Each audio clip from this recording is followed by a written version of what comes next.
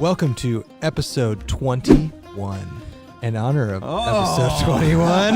We're drinking. What are we drinking tonight? Colonel E.H. Taylor, small batch. Nice. Yeah. We've got Amy Routt joining us from the West. Hey, I like Amy's content. It's Yeah. fantastic. And that sweet Utah backpacking. I know, we're pretty jealous. We're going to get into that. We're going to have some E.H. Taylor Special Reserve? Small batch. Small batch? Yep. And let's get going. All right, we're back. Cut in. After much technical difficulties, we've got, not live, we got Amy Routt via Skype joining us on the podcast today. Famous YouTuber. Utah area. I know. We're always so jealous when we talk to the people that live out there. I mean, coming from where we live. Thank you so much for talking to us. This is fun for us to do, and we take every opportunity we can get to like talk to people who live out in real backpacking country. Yeah. Because we live in Ohio. Have you always been in Utah? No, I have been here for 3 years now. Okay. Oh, okay. Where are you from? So I'm originally from Southern California, but I moved away after college and moved around like every 6 months for work. And then I landed in Utah for a job and decided that this was the place for me. So awesome. Oh, yeah. I didn't know you're from Southern California. I didn't know that. So, without spilling too many details about yourself, but what type of what field of work are you in? What general type of thing do you do? Field biology. Oh, you're a scientist. Yes. Nice. I was a scientist in my former life. A little bit like recreation. Okay. Did you go to school for that? I did. Yeah, I got my degree in environmental science. Okay. So what sort of I know we asked you not to spill any details, but what kind of field biology do you do? I've done everything from weed management, so eradicating invasive species, up to collecting native seeds. Oh, cool. Pygmy rabbit surveys, sage grouse sound monitoring, kind of a broad range of things. I wanted to make a weed joke when you said I didn't know. I was like, oh, you mean invasive weeds? That is invasive. No, that's very cool. You might be. Well, I guess Devin works in the outdoor industry, but he works inside of a rock climbing place all day. You go out in the field. Job.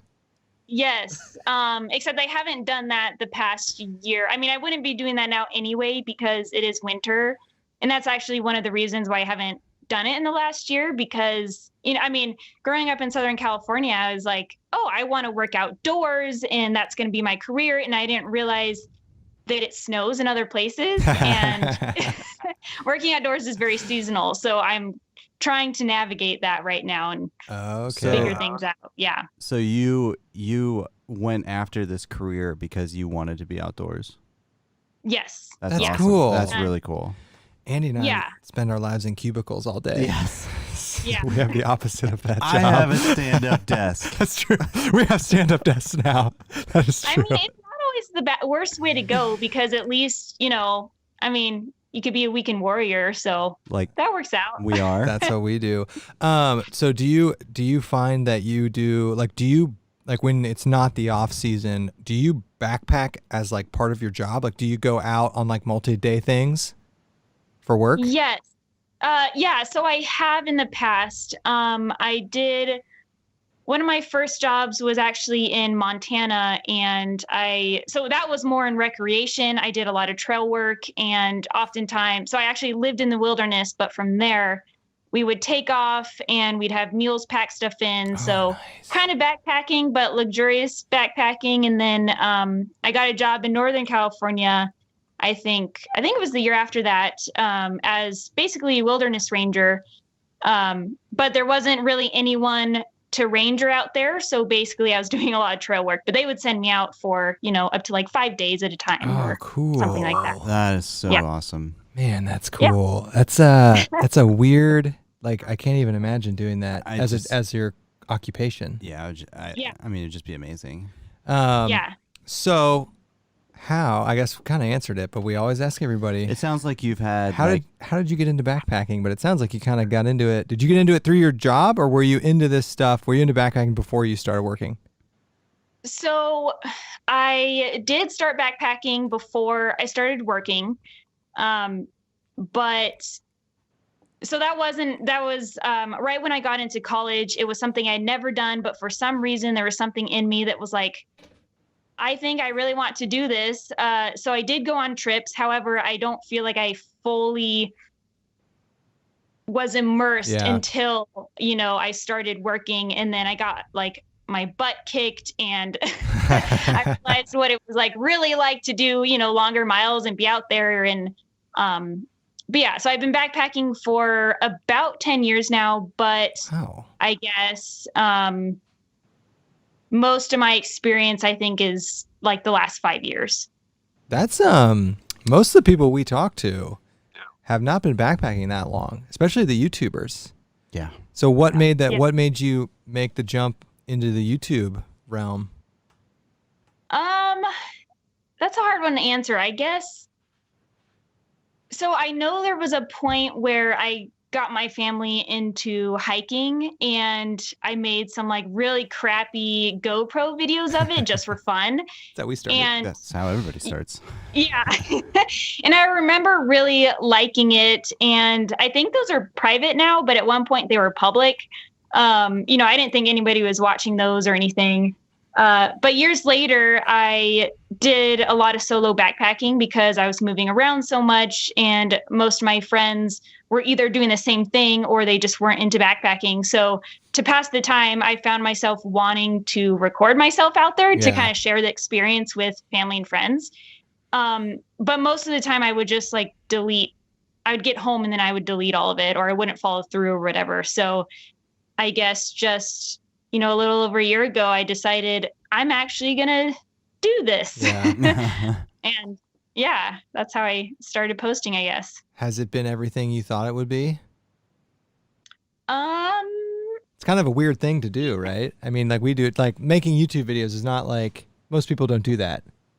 Yeah. Correct. I don't know. You put yourself out there. You're right. Most of the world's population does not make YouTube videos. Good call. Yeah. It's true. No, it is super weird. I don't know. I definitely still struggle being in front of the camera. Yeah. I am an introverted person, and I knew that was going to be a struggle. I've gotten a lot better, but yeah, I don't know. I'm still struggling with that a little bit, kind of being in front of the camera. I like making trip videos a lot more, and most of the time I don't have to be in front of the camera as much. Yeah. So so we always talk about there's like kind of two genres of backpacking channels on YouTube right now. There's like mainly trip videos, and then there's like mainly gear with the occasional trip video. And so I've always had a ton of respect, and I personally enjoy channels that focus more on trip videos because I just love watching trips. But so much respect for you for that. Because, you do a lot of trip videos. Yeah. But people like that clickbaity gear stuff. Another thing I wanted to bring up with you, and you kind of just brought it up, was I know that you're a fan of solo backpacking. Yes. Like over going with people?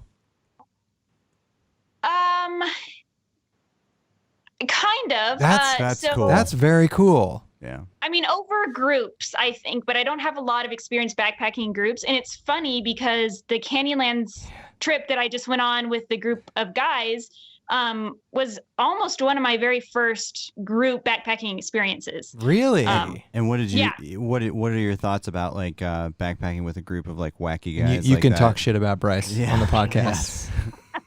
No, it was super fun. I feel like I got lucky with the group of guys. I do have one bad experience where I met people on a backpacking trip, and it was my first time meeting them in person. It was bad. But this one turned out really well. And yeah, it is a completely different experience because it's more about, I don't know if I want to say the camp life, but it's about, it totally it's is. a lot more social, Yeah. where I'm used to just kind of like, I mean, sometimes I'm really bad about just like putting my head down and just getting in the zone and going. So I don't know, it was just very different. So I guess I would like either one for different reasons. Kevin and I are big fans of like the actual like camp experience. And so Yeah. when we like the thought of getting to camp, sitting down, hanging out around a campfire. So did you find like that was something you really enjoyed, like that hangout social aspect of it? Yeah, it was nice. And I mean, like I said, having a good group really helped. And so I do not own a camp chair or like a backpacking chair or anything like that. And I had to borrow one from Devin because I'm like, well, usually I get to camp, I might sit on the ground or like. How good was having a chair? But I kind of needed the chair. It was kind of a necessity. Exactly. You're talking to like the biggest backpacking chair fanboys that exist. Yeah. But it was enjoyable. I did like it. Again, I think that it's just completely different moods, different. Yeah. Yeah, just different things. That's so I've only gone out solo once, and that was in Tahoe, and that was the one thing I noticed. Yeah, the one thing I noticed was, man, I have a lot of time. You have so much time. True, yeah. Yeah. You take a lot of shots though. Making videos. Yeah. Yeah. It's easy to make videos because you're just hanging out by yourself and trying to figure out, what to do. Yeah. It's creepy though. It's definitely a little creepy, especially as you're going solo in like bear areas and like. Well, yes, but not grizzly country. Mm-hmm. I do not go alone in grizzly country, and I do pick and choose where I go alone. I mean, there are a lot of options, so it's not like I'm limited, but I remember thinking when I was out there alone, I was thinking, I feel like if I was a woman, I'd be more terrified. Really? I don't know. Do you? So we'll cut right into that. I mean, are there some stereotypes we need to break down here? Like, is that a thing? Like, God, I hate taking it here, but like, do you feel more vulnerable as a solo female backpacker? So for backpacking as a solo female, no. Because in general, as like a smaller person, smaller female, I kind of, I feel vulnerable all the time almost. Oh, okay. I see.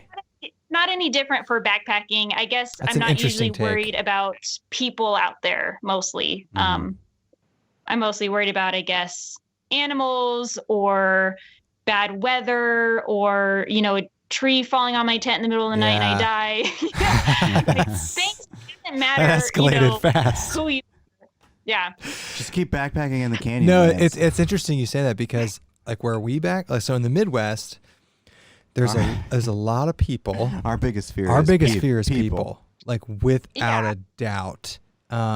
Because we've had some run-ins with some sketchy people. Yeah, we Really? have. Yeah. And that gets into like granted, we've backpacked in Colorado and I've backpacked in the Tahoe area, and the kinds of people, I'm going to say this in a PC way, the kind of people that are out in the outdoors recreating in the West are much different than the kind of people that are recreating in the Midwest. Yeah. Well, I think out West you've got to like it more. So like you're everybody's probably a little bit more stereotypical, like into that, where around us it's easy. Yeah, So- yeah. There's not a lot of barriers to go do it. So you have tons more people, and there's a lot less areas to backpack. Like in Ohio, I mean, there's like a handful of places to backpack, and it's a state of 10 million people. So all of the people that are into outdoors are going to the same places. You just have a lot more people. So we've had some like really sketchy run-ins with people. Yeah. So you mentioned that, and maybe I don't want to like dig up bad memories here, but you mentioned you had a bad experience like originally with a group of people. Like, could you talk a little bit more about like what that bad experience, or maybe it wasn't bad, but it just Andy's wasn't putting what you you on the thought? spot. Oh, we go deep here. Let's dig up those terrible memories. No, it was a pretty bad experience. I'm trying to think of like how I could say it without, I don't know if this person would watch this. I mean, probably not. Most people. So maybe So maybe Most I'll people just say don't this. watch it. Wait, was it a creeper? Was it a person? creepy person? No, so it was 2 females. Okay. Okay. They were actually gonna do Havasupai. A what? And What's if you know about Havasupai, what's a supai? I don't. it's incredible. You have to look at photos. It's incredible. It costs a lot of money, and permits are really hard to get. So I have no. Wait, I have no idea what how do you this spell is. this? What is it? Pull this up. How How do you spell it? Havasupai, Havasupai. Yeah, you have to look at photos. You Oh, probably- I thought it was like have a supai, like some sort of soup. Okay, it's No, it's No, have no, a like soup. an area. Oh, I thought it was like a tradition. I or thought this was something. like some sort of ceremony or something. Okay, I got This it. is an area. No, it's this beautiful. This is a geological area. It's okay. beautiful. Yeah. See, we live in Ohio. totally different. We're from like totally different worlds. Yes, This area is beautiful. All right, sorry, continue. it's incredible. No, so the permits are really hard to get, and it costs a lot of money. I mean, I don't remember what it was. Somewhere between $200, $300. Oh, wow. And Wait. somebody, Really? yes. Is it because it's on like It's on Indian reservation, It's on a right? reservation, and they want it. Okay, It makes okay. sense. Okay. All right. It's on a reservation, so they can charge Right. probably whatever they want. But yeah, somebody bailed off of their permit, and it was somebody I knew from Instagram actually, and she said, "Hey, I think that you might be a really great person to, fill that spot." Yeah. And so I was down, and I, paid the money. But I don't know. There were a lot of things wrong. So it was They you were and a very- couple other people? It was What? you. It was you. So a group of people was going to do this, 3 people. You paid a lot of money. You and went somebody onto a bailed out, reservation. and you met them. Right. Okay. Yes. And you had never Yeah. met these people in face to face It's like before this. a blind backpacking date. Well, so one of them I had met kind of on accident. I was in the Wind River Range, and they happened to camp right next to me, and I recognized them because of their dog, because of Instagram. But we had like a 5-minute conversation, and then that was it. So I had met kind of previously, but didn't really know them. But yeah, it was just, they were really, really slow hikers, and I don't have a problem with taking your time. But it ended up being so bad that I don't know. No. We totally understand No, this. we actually know what you're saying, and like you feel bad because it's like you want to be nice and like you want everybody to hike together, and you don't want to be that person that's like going against the thing of like hike your own hike and do all that stuff. Like Right, exactly. But but we totally understand that as well. We've had those. I'm gonna dog Yeah. Old Red on this. So we have a friend. We just left him. We just left him. He did the Colorado Trail with us, and it was a little rough for him. And we basically told him where we would be camping. It's just like I can't take that many breaks. I can't, Right. And it's just like I need to get into a rhythm, and but I didn't I don't want to ruin the experience for him by forcing him to be at our pace or. Right. Yeah. So Everyone has their own How pace. slow were they? Yeah. But I mean, a part of it too is attitude. It's like, Oh. it's different if it's okay. like, were they complainers? you're Were they like, hey, I'm complainers? slow. But there was like a lot of complaining and like negativity and a lot of stress. I mean, if they were really nice and they're like, oh, okay, yeah, we're like just, Yeah. Bunch of haters. but it was actually really stressful, and they were struggling. Yeah. And the whole trip was like that. So we didn't get to see very much. There was also some other issues. I don't know. There were, there were a lot of things wrong, but it was difficult just because I think of attitude. It wasn't necessarily like, oh, we're going to make the best out of the situation. It was kind of just rough to deal with. And especially when you're paying like $200 to $300 to go there, like I can see that. And maybe I'm probably gonna stereotype this situation. We do that a lot here. Were they? But no, hold on. So like, it sounds like the mileage and the pace and the terrain might have been an issue, like physically. And then when that becomes a struggle, then it becomes stressful. Yeah. People get dehydrated, aren't eating enough, and then it just becomes no fun. And so, like, we've definitely seen that as well. And that's something that always shocks me about people that backpack is, like, now, this is Ohio, this is the Midwest. I think it's different where you live. The vast majority of people that hike and backpack in the Midwest are horribly out of shape. And there's nothing wrong with that. There's nothing wrong with that. No, props to them. Right. That's good. I love seeing it, but you got to know what you're signing up for. Yeah, and then you know, if you're choosing to go with a group of people that maybe you don't know very well or haven't backpacked with, like you should just be sure, like, is this the right type of people that will like match up to what I expect in the wilderness. That's the best way I can say this in a PC way. You're being very PC about it. I know, I'm very good. Yeah. No, that was actually one thing I noticed when we did the Colorado Trail. We were out there for 7 days. We didn't see a fat person out there. I was there. No, but like everybody looked in shape. Well, it's demanding, and you're in the middle of nowhere. We go to more demanding places in Ohio, and we got people in blue jeans out there doing 10 miles a day. But we got to be careful here. Like, I don't like dogging people like for getting in the outdoors. No. It's good. It's good. But just know what you're getting into. Yeah, and anybody who is an advocate of the outdoors, like, I'm on your team. But so my thing is, though, I want you to enjoy it out there. Yeah, absolutely. And you are not going to enjoy it for sure if you are not physically prepared for it. And you're going to hate it, and you're probably never going to do it again. Yeah, and that's rough. But maybe it takes a few of those for you to kind of like move past that. Man, we've seen some bad ones out there. Yeah. I remember some rough ones and getting to camp and being like, this is the worst thing I've ever. I hate this so much. Yeah. But I don't know. So I wanted to bring this up too. Speaking of permits, I saw that you got your JMT permit. Yeah, congrats. That's awesome. Thanks. Yeah. You're doing the whole thing? Yes, plus nice. extra. Oh. Plus extra. What's the plus extra? Yes.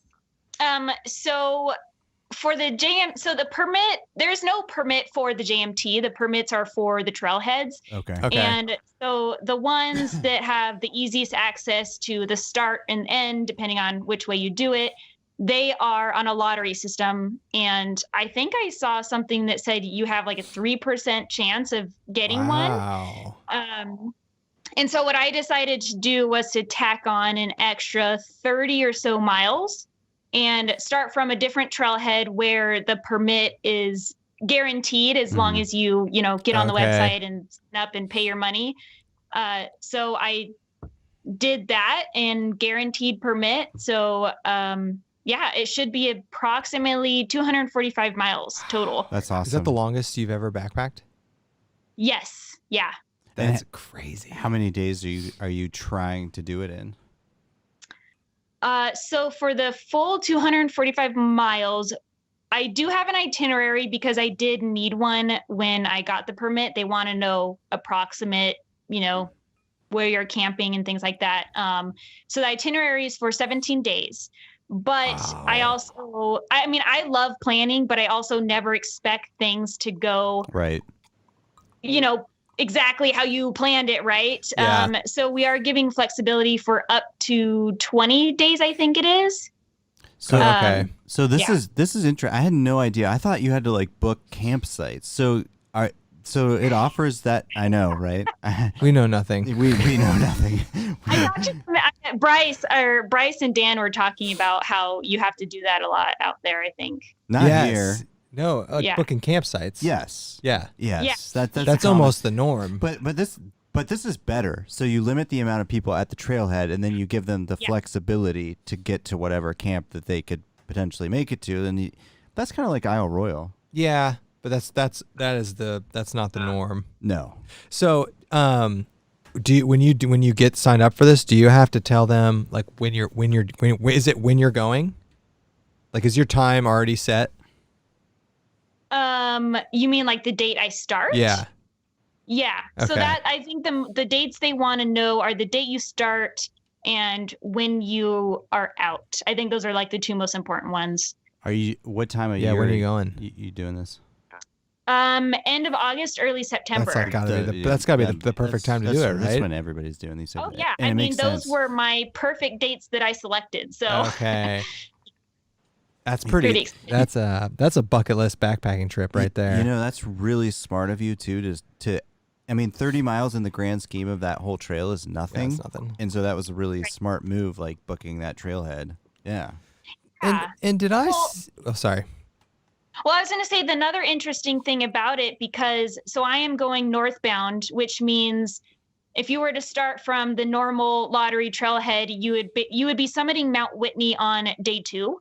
Mm-hmm. I've the seen way this, that the way we are doing it, I think we are summiting Whitney on day 3, which doesn't sound like a big difference. However, we also it's going to be easier to summit from that side, and we will carry day packs and do an out and back. Oh, okay. Nice.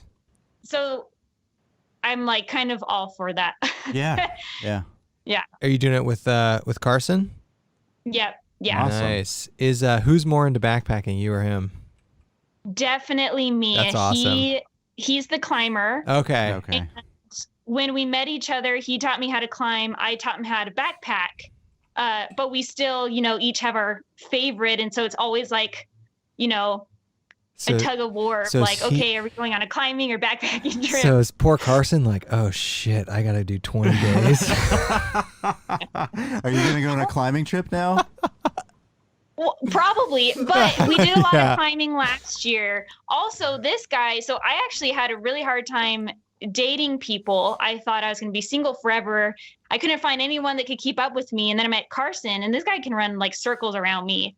And I was like, all right, that's the one. Oh, nice. Nice. Yeah, so he's good. I mean, I can take him on anything, and he's That's in great awesome. shape. So did you meet? Yeah. Did you guys like meet doing something outdoorsy? Tell me you did. No, we met on Instagram. Oh, okay. Yeah. That's But cool, it was though. because of like, outdoor That still photos and counts. similar interests. So I wanted to talk about climbing because I know by following you, that's a big thing you're into. That's yes, I don't. a lot of it. I've never done it. Me neither. I imagine Utah is a good spot. It is. It's a really great spot. We have, I actually, right out the window that I'm looking at, I'm like right up against the mountains, and then we also have the desert. So almost year round, there's climbing, which is, this is like the perfect spot for it. So do you think you'll ever go to the world-class climbing destination of the Red River Gorge, Kentucky, which apparently everybody tells us? Devin told us that was world-renowned, quote. And I go, why is it world-renowned? I've heard that too. And I feel like we will probably make it out there at some point. But, we also have so much that's so close as well. Yeah. So it's hard, but you don't want to go to backwoods Kentucky? You don't want to go to the middle of nowhere Kentucky? I don't know. It's not like top of the list. No. And I didn't know that. We went there last year it's 3 hours from where we live. And I make a lot of jokes about the Midwest and Ohio, but Andy and I, we're city boys. Like, we live in a big city. Like, we're not close to, we don't have, mountains out our windows. No. We got, Andy's neighbor right out there. But we went there for the first time, and I didn't realize it was such a climbing mecca. And it is. There's hipsters and van life people all over there. Lots of van life. And I thought it was cool. There were people that were backpacking and climbing, doing that intertwined. And I thought that would be, have you ever done something like that? I thought that'd be really cool. Yes. Yeah, we have. It's tough because it's a lot of weight. Yeah. Because a lot of it is probably trad climbing, which means you're carrying, large pieces of metal basically that help keep you safe on the wall. So yeah, it's tough, but it's fun. Yeah, Kevin and I are well aware of this. So another thing, another thing I saw, this is on Instagram, you had these air mattress type things that looked like they suspended. Is that what I think it is? It is what you think it is, yes. We have we one could, set up right there. Oh, wait, hold on. We could drop one F-bomb on the podcast. Okay, hold on. Fuck that. So like you're sleeping on the side of the cliff, right? Yes. So I haven't done it yet. But we're thinking now that we have these, we will do it. You're with me on that, my right? first time this year. No, I mean I've seen the cool ones where like you have like 4 You're people in it. open. Like you're like hooked into that thing though, right? Oh yes, you are definitely hooked in. You can fall, but you won't fall. You won't fall very far. So, yeah, I don't know. I mean, I haven't done it yet, so I guess I can't say whether I'll like it or not. Like, does it freak you out at all? It doesn't. The only thing that freaks me out is the possibility of not getting good sleep because it's cold or uncomfortable. Yeah. But other than that, I'm not too worried about anything else. So it's very cool, honestly. So like you guys are suspended on some rock face, right? And like you have these like pads and they're suspended, and like do you like just hang out and like cook and like just have the old camp life? Yes, basically. I mean, it's it's your tent, I guess. How are you boiling water on that thing? Good question. So Carson actually, he did LCAP last year, and he had a different one. It was actual one of the ones you probably usually see that it looks like a tent hanging on the wall. But I mean, I think they just suspend the stove. But this thing is not a tent you're in. This is a match, like a mattress. Just like a cot. This is like a Neo Air that's hanging off of a cliff. So I think these do come with like a cover. Yeah. Okay. All right. Yeah, that makes I'm pretty sure. I could be wrong. Yeah, it's like, fine. Aren't you worried about like birds? like peregrine falcons coming and like. What about like just random people like rappelling down next to you? I mean, yeah, that is actually a concern.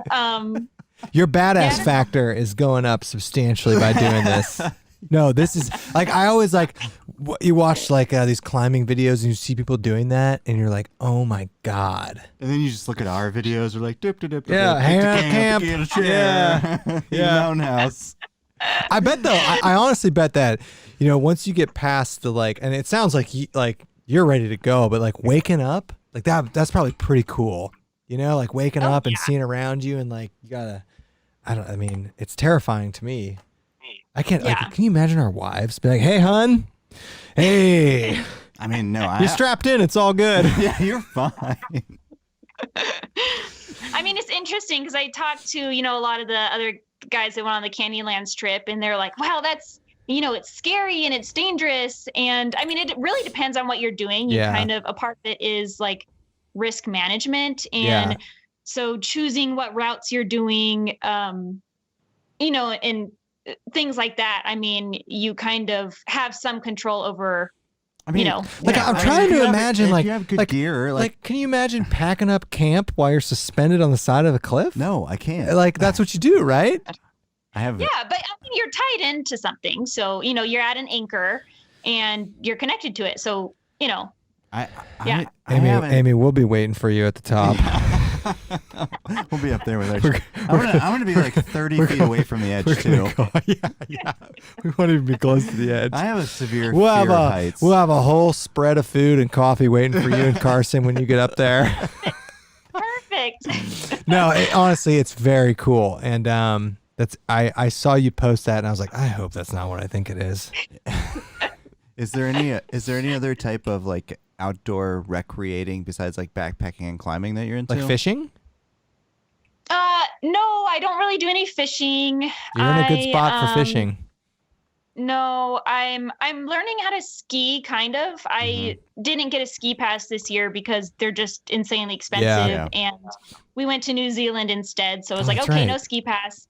But skiing kind of scares me. I struggle. So, I mean, people think climbing is scary, but for me, skiing kind of terrifies me. So skiing terrifies you, but spending a night suspended off of a cliff face, it's all good. Well, you're tied in on the cliff. You do live in a great spot for skiing. I've skied out there. Andy and I, and it's ironic because we live in Ohio, but we grew up as a very hardcore ski family. Like we went out to Colorado every year, Wyoming, Utah. We grew up like hard. And Andy and were actually national ski patrollers for 10 years. 5. Nice. And we're like big into skiing. So skiing to us is like no big deal, but sleeping on a cliff face. Well, I mean, I broke my leg. Our dad's torn his ACL. Our sister just and our sister blew her just knee out. tore her ACL skiing. Literally so this weekend. Nothing bad can happen though. I know. I think a lot of it is the feeling that I might lose control. The speed. Yeah. Go fast. It's what scares me. Yeah. You gotta master gravity. How far do you live from ski resorts? Oh, I mean, we live about 5 to 10 minutes from the mouth of Little and Big Cottonwood. Oh, so you're in the Salt Lake area. Is that correct? Yes. Okay. Yeah. Okay. I didn't know that. I knew you're in Utah. Okay. So you have like world-class skiing right at your doorstep. Oh, nice. Man. Yeah. And I have a long way to go to learn. Because I think the ultimate goal is to do backcountry skiing. Yeah. But I'm not Even ready for more that. So I do need You got a little bit to go. Just remember pizza and French fries. Okay. Yes. Pizza, French fries. Working on Pizza, French fries. pizza, French fries. But I don't know how to stop without pizzaing. That's fine. You learn the hockey stop. So then you go French fries this way. Yeah, French fry that way. You learn a hockey stop. Yeah. Don't worry. So I'm working on that. That's where I am. I'm good on most blue runs. Okay. Unless there are moguls. Yeah. Those will That's hurt. a problem. Yeah, it's fine. Yeah. Oh well, then you do sideways French fries, and you can go through all the moguls. Just go down slowly. Yeah. I mean, with the caliber of skiing you have out there, it won't take you very long to get apt at doing that sort of stuff. Yeah. Now, could you backpack / ski? Yeah. But like stay out there? I don't know. Is that a thing? Can you do that? I don't know if people do it very much here. We don't have, I mean, as far as I know, as someone who doesn't really ski, we don't have a lot of huts or anything, at least in the Wasatch Front. And then I think just because of avalanche conditions, it's, I mean, probably not the best area, but yeah, I don't know. Do your parents just freak out about all these dangerous hobbies that you have? Yes. When I moved away from home and went to Montana, it was like a really hard time. And I actually wanted to join the Peace Corps out of college. Oh, nice. Yes. And that did not happen. My parents were like, absolutely not. It was like this big thing. And then I got into backpacking and, they expressed all their concerns, and I think they're kind of just numb and used to it by now, where I'm like, I'm just going to go do my thing and you don't have much of a say in it. I mean, they're still concerned. I usually have a spot device, and so that helps. I always let them know where I'm going and when I'm leaving and coming back. And I mean, they tell me, okay, don't die, but yeah. That was when I went for my solo. That was like it wasn't my parents, it was my wife. It was like, yeah, you have to have a GPS thing on you. Yeah, that makes sense. Yeah. So that was the final straw that did that. But I like the Garmin InReach. I think it's good. Yeah. Same thing as a Spot, same difference. Yeah. So do you have I've heard good things. Do you have any trips coming up between now and the JMT? Oh yeah. I have a lot of things planned already. And then a lot of like want to do. So we will be we'll be back in Moab again for like the third time in a month. Awesome. I think next week. God. But you live there. And then, like, why not? I can't even imagine what that's like. I know. Yeah, the accent. I'm so spoiled with accents. Yeah. It's crazy. We'll actually be back down there again towards the end of March because we'll be doing an 8-day climbing trip in Indian Creek. Wow. Which is world-class climbing. And then I'm planning on spending a lot of time in the high Uintas this year to, stay in shape and be ready for the JMT. I mean, usually I try to plan a Winds or Sawtooth trip every year, but I think, the Uintas are only an hour and a half drive away. So I don't really have an excuse to not be going there, and it's beautiful, and I haven't explored it all. So that'll be what this year's about. Yeah. That's awesome. Man, that's an aggressive outdoor recreating schedule. Yeah, no, but if you think about it, it's like an hour and a half. You can be in the mountains on some sweet trails, nice weekend trips all the time. Like, why not? That's awesome.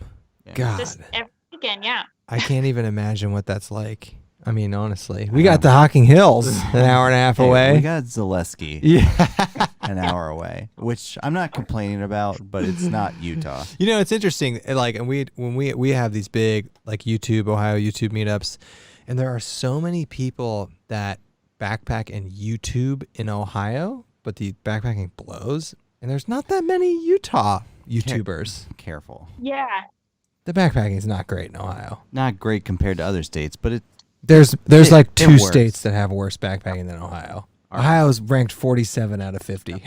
according to No, Oklahoma's 50. No, there's it's Indiana and Oklahoma. I'm perfectly within my right to rag on Ohio backpacking. We make do with what we can, but it's interesting. I mean, you're right though. There's a lot of Midwestern backpacking YouTubers it doesn't out there. make any sense. It's because there's nothing else to do when you backpack. There's no like good sites or anything, so you just record video. I don't know. I don't know. Yeah, I don't know. I thought about this too. I find it really interesting.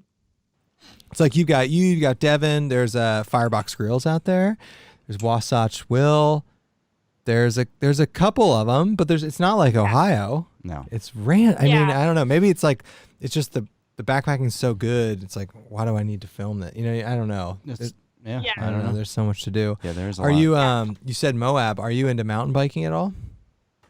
No, I'm not. That kind of, if you think about what I said about skiing, that yes, that applies. Kind of a similar, control of speed. I mean, I would love to do, some easy, great scenery bike rides. So one of the things that I guess I can mention is I do have a little bit of like stress trauma with like speed and losing control because I grew up off-roading. Mm-hmm. Okay. And which is kind of my intro to the outdoors. And I did get into a really bad accident when I was younger.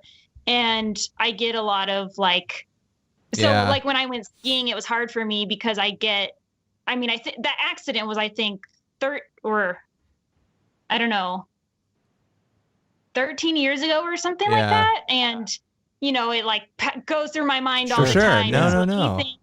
Anything having to do with, speed and not having control, just like I struggle. Is off-roading like cars? Like four-wheelers? My accident was on a dirt bike. So I had a dirt bike, grew up also on like a quad. And then my family, we also have dune buggies. So that kind of thing. That's pretty sweet. Yeah. That's really cool. That's very cool. Yeah. So are there any other outdoor recreating hobbies you have? Sounds like you've got a bunch. Yeah. I mean, yeah. Like, do you just ever go on like day hikes? Yeah, I'm struggling to like even balance just between climbing and backpacking, hiking. Like it's a lot. Yeah, that is a lot.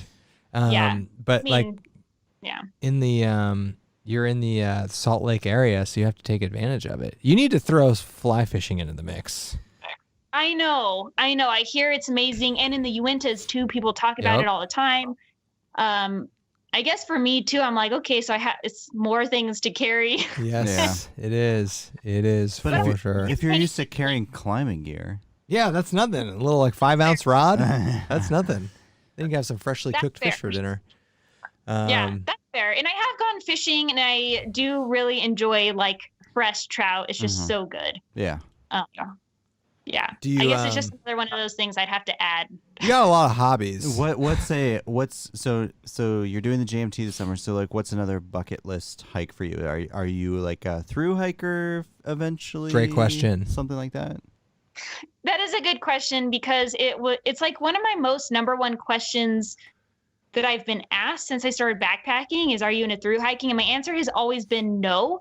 And then I was like, well, okay, the JMT, like that's short enough. Yeah. And now I also want to do the Uinta Highline Trail, which is much shorter than the John Muir Trail, but it has its own challenges. So there is a long distance hike that goes from Utah and then it goes to Nevada. It goes like down around the Grand Canyon and back up. What's it called? The Hayduke. Oh, I've heard of that. Okay. Yeah. Yeah. And so I might be interested in section hiking that one. But we will see what the future holds and where I end up, I guess. You're fitting the stereotypical profile of a potential van life. Yeah, potential van life. Climbing. Well, it's funny you say that because that could be in the future. Really? Oh, we opening that can of worms. I love the van Yeah. life. Like, do you mean like could be like you're buying a van?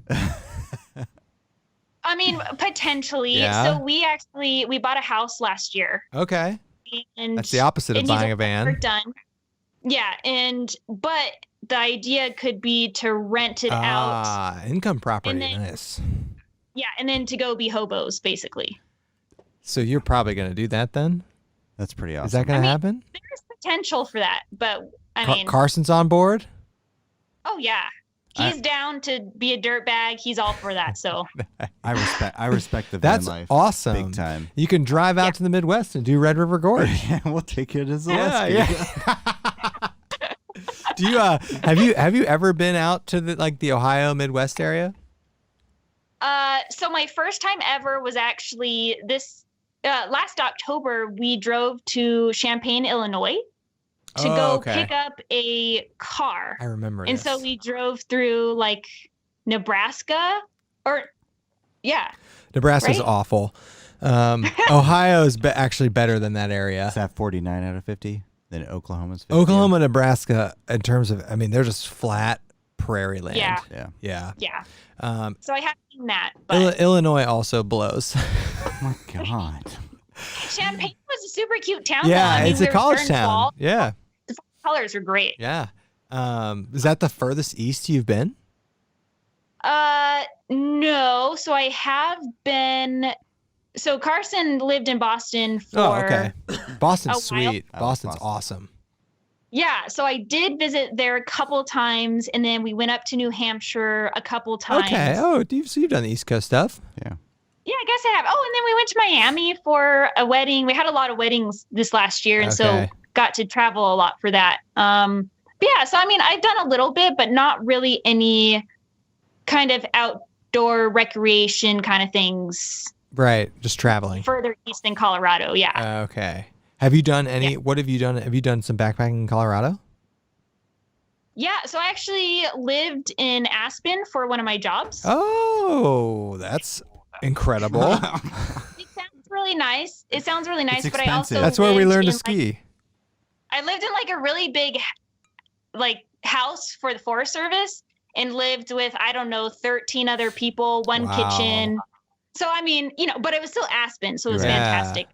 That's So a I strict. spent some time, around there, and also traveled to like Rocky Mountain National Park a couple times. And there's actually a Routt National Forest in Colorado. Oh. Named after you? I mean, maybe. So That's pretty sweet. what? Yeah. I want to talk about gear really quick. So Okay. Oh yeah, why did you go with a ULA pack? we saw it. Good question. So I was actually originally looking at Z packs. Mm-hmm. Okay. My old backpack that I've had, my very first piece of gear, 10-ish years or whatever, it's 4 pounds. And I wanted something lighter. And I'm like, okay, 10 years seems like it's appropriate amount of time to Mhm. get something new, For right? sure. But when I was kind of looking up Z packs, somebody mentioned the ULA packs, and it kind of looking at the ULA packs versus, Hyperlight or Z packs, I felt a lot better about it because of the material. Yeah.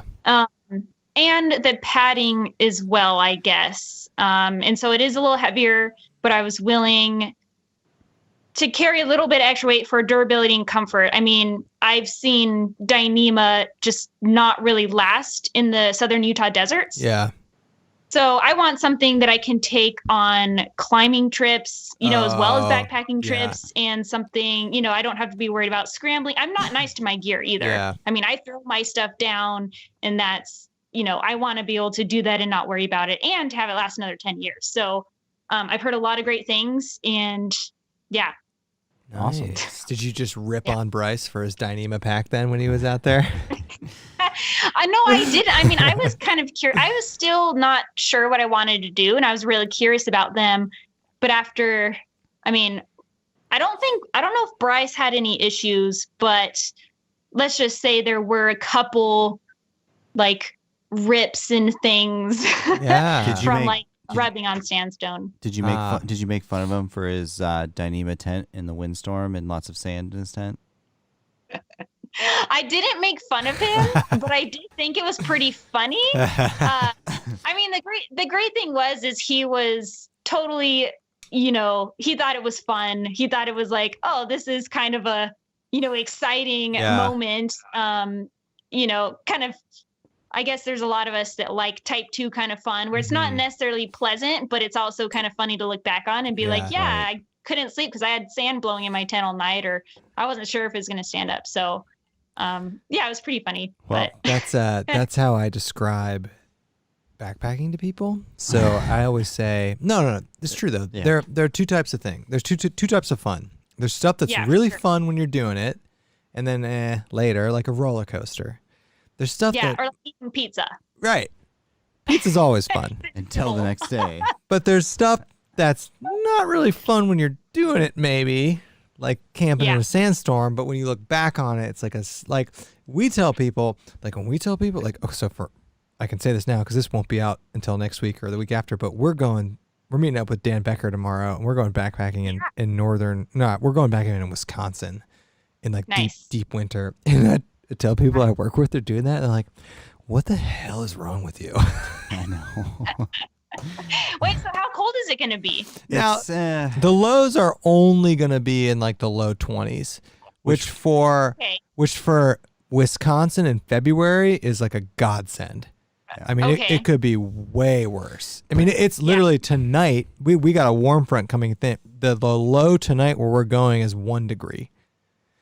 So there's a warm front coming through tomorrow. So like 20s is that's winter backpacking in Ohio. Yeah, so it's not that bad. It's still not. It's still like, do you ever do winter below freezing stuff backpacking wise? I mean, I'm kind of new to it. When I did do the Tahoe Rim Trail, it got into single digits. Then, I mean, that counts. This last trip in Canyonlands, it was in the 20s. Oh, okay. Okay, never mind. Okay, so that's winter backpacking. Yeah. Yeah, but I guess the thing too that to keep in mind is it is very dry here, and it was very dry in Tahoe. Yeah. And at least my experience is usually dry weather doesn't feel as bad somehow. Yeah. And at least in those areas, during the day, does it warm up to a reasonable temperature because it's desert? Yeah. I mean, I think on our third day out in Canyonlands, the high was supposed to be only in the 30s. Oh, no, that's winter. I mean, it can get up to high 50s, maybe low 60s if it's an extra warm day. Okay. That counts. So never mind. So you've done winter backpacking. Yeah. That definitely counts. Yeah, I guess so. But I don't have a lot of experience with snow, I guess. Oh. We don't really. We don't really either. Yeah. A little bit, but no, there's a funny story. We got contacted by a snowshoe company last year. A legit snowshoe company, and they're like expensive. Nice snowshoes, and they're like, "You guys want some snowshoes?" And we're like, "Dude, we gotta be real with you. We don't have any snow here." I'd love to snowshoe. Yeah. We don't have any snow. We don't go out in the snow. It's just we don't have any snow. And they're like, "Well, we'll send you some snowshoes anyway." Okay. And we're like, "No, we're like, when we find a trip to get to that necessitates snowshoes, we'll get some." But are you gonna show us snowshoes? No, I'm not. Oh, okay. I wasn't expecting to be filming or to be doing this on my phone, and I'm at 6%. No, you're good. Okay. We're also. I was going to tell you, we're approaching the hour, so we generally will wrap these up usually.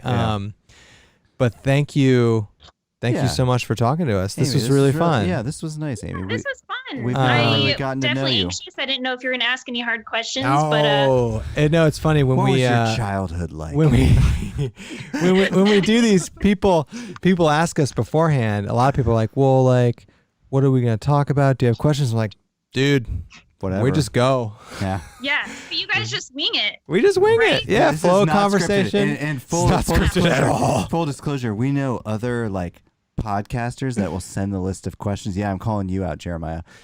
Jeremiah and Stringer sends the questions out in advance. Questions in advance. We It's don't all do that. fake. No, we don't do that. So please, if you're listening to this, check out Amy's channel. Yeah. Check out her Instagram. We will put links down in the comments. Yes, and I love the out west backpacking community. It's great. And all those trips. We'll make it out there eventually. Yes. Amy, thanks so much for talking to us. We really appreciate it. Thanks for having me. Yep, and we will see everybody on the next Backcountry BSing. Yes.